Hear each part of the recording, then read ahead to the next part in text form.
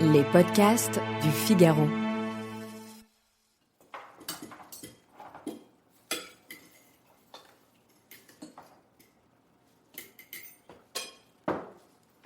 Bon alors, on fait quoi pour les vacances ?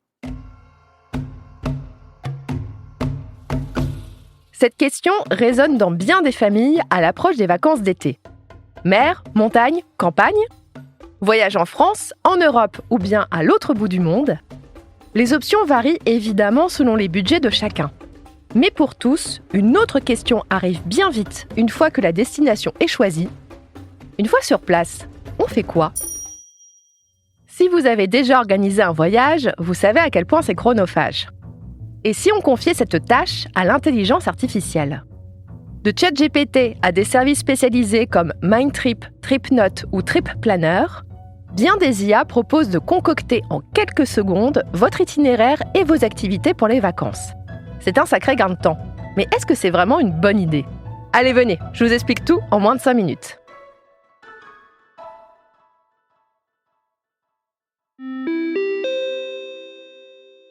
Attention, all passengers on flight 152 to Miami, please report to gate 47.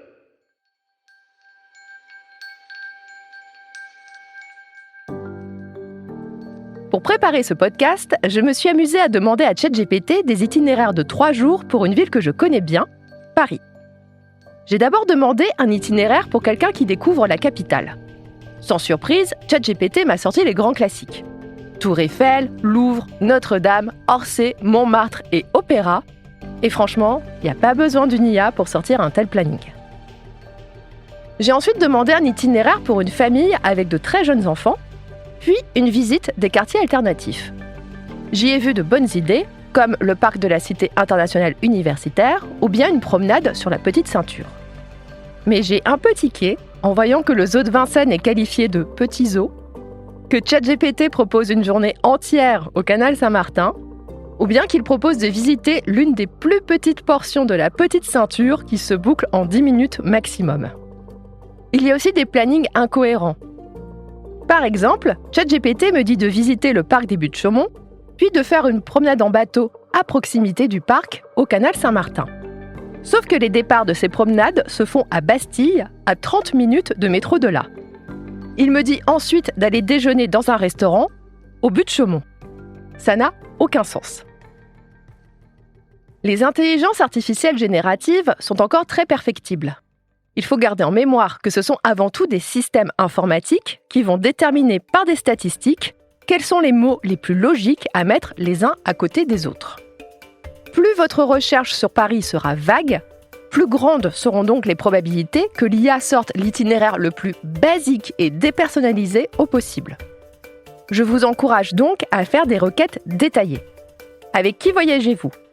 Aimez-vous enchaîner les visites sur une même journée ou bien avoir un rythme plus doux ?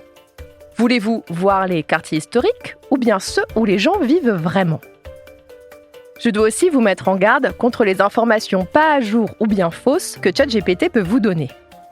J'ai par exemple appris que des familles guidées par ChatGPT n'ont pas pu faire des randonnées dans des parcs naturels français car leurs chiens n'y étaient pas admis, et ça, l'IA ne l'avait pas précisé. Je vous conseille donc de vérifier absolument tout ce que ces IA vous proposent. Ce musée est-il bien ouvert le lundi ?